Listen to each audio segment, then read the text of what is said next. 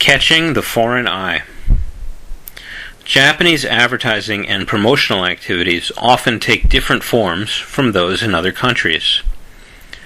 Encountering these differences has caused foreigners to express emotions ranging from exasperation to delight. Give me some. Many years ago, an American acquaintance told me about an embarrassing experience he'd had with tissue pack marketing. This form of so-called guerrilla advertising will be familiar to most urban dwellers in Japan. A person, usually near a train station or busy city crossing, stands in the middle of the foot traffic and hands out packs of tissues decorated with advertisements. Like many people, I am generally quite happy to get free tissues, especially in winter or during hay fever season, so I usually take them whenever possible. Some might consider these people an annoyance, but I never do. In the 1990s, however, it was common for foreigners in Japan to complain that they were rarely or never offered such free tissues, presumably because the tissue distributor didn't think that they could speak or read Japanese. Based solely on my own observations, I believe that this situation has changed greatly over the past decade or so. But finally, exasperated one day, my acquaintance began to yell at a tissue distributor in Japanese. "I can read Japanese, so why don't you give me a pack like everyone else?" The distributor embarrassedly handed him a pack, which turned out to be an advertisement for a product aimed solely at women. He had been passed over not because he was a foreigner, but simply because he was a man. Like most advertising, tissue pack marketing is aimed at specific demographics for maximum effectiveness, something my friend learned the hard way. Now it was his turn to be embarrassed. Do you have a point card?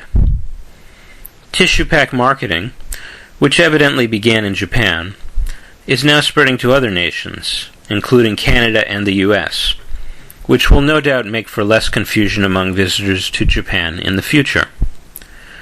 But what do foreigners think about other aspects of promotion and advertising in Japan?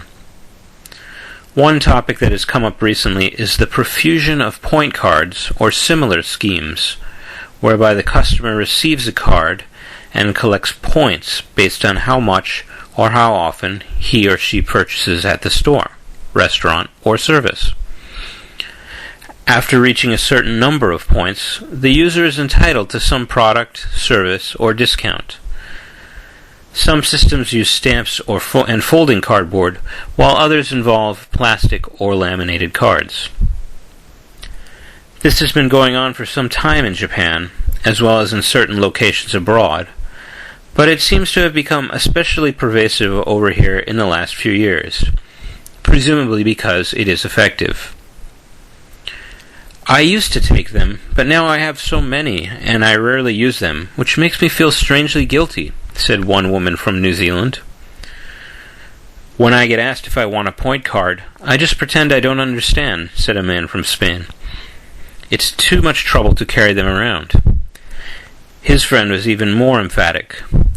I think it is an annoyance that slows down transactions and makes them more confusing. Others take a more positive view. I think it's a great idea, and I've noticed the deals are getting better and better, said one long-term foreign female resident. I always take them and always use them. I think of collecting them almost like a hobby. Another positive response came from a young American man. I like them, he said.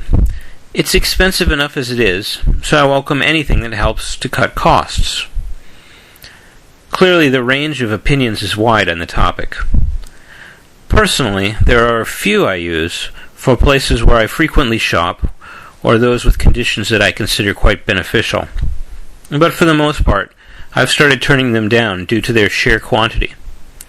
It remains to be seen whether the point card boom establishes a firm, long-term foothold in Japan and elsewhere. The big promotion. Concerning other forms of advertisement and promotion, Every foreigner I've ever spoken with about the topic was, on the whole, generally positive. Over the years, most foreign visitors I've received here have been charmed by the density, colorfulness, creativity, and ubiquity of the advertising schemes in Japan. There are so many, marveled one man from the U.S. I feel like I'm walking through a forest of ads in Tokyo. Almost every spare inch of wall space is covered. It makes the city more bright and colorful.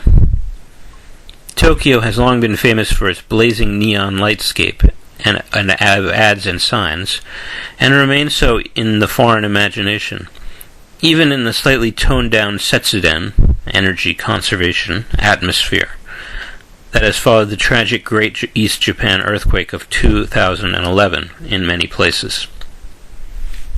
Foreigners who cannot read Japanese are especially captivated by the visual aspects of ads, particularly on the streets and in the train stations. Some play a kind of guessing game, trying to imagine what is being promoted solely based on graphic design or pictures in an ad. It seems to me that everyone I've ever spoken with on the subject has something positive to say about the creativity and chic styling that typify Japanese promotional design and remind us that cultural differences still exist. There is much more copy and writing in Japanese ads, a friend once said. Everywhere you turn there are words. I wish I could understand them better. In my own case, as a long-term resident, I think the ubiquity of Japanese advertising has helped me to learn to read a little better. The visual aspect captures my attention, and then I find myself slowly decoding the meaning of the copy.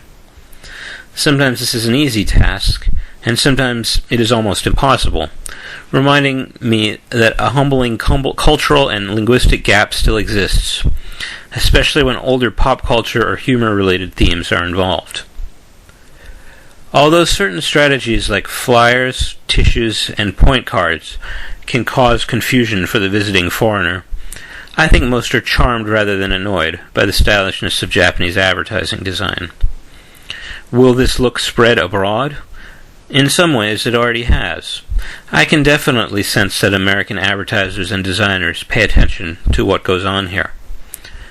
It will be interesting in the long run to see whether uniquely Japanese advertising designs and strategies remain local or go global.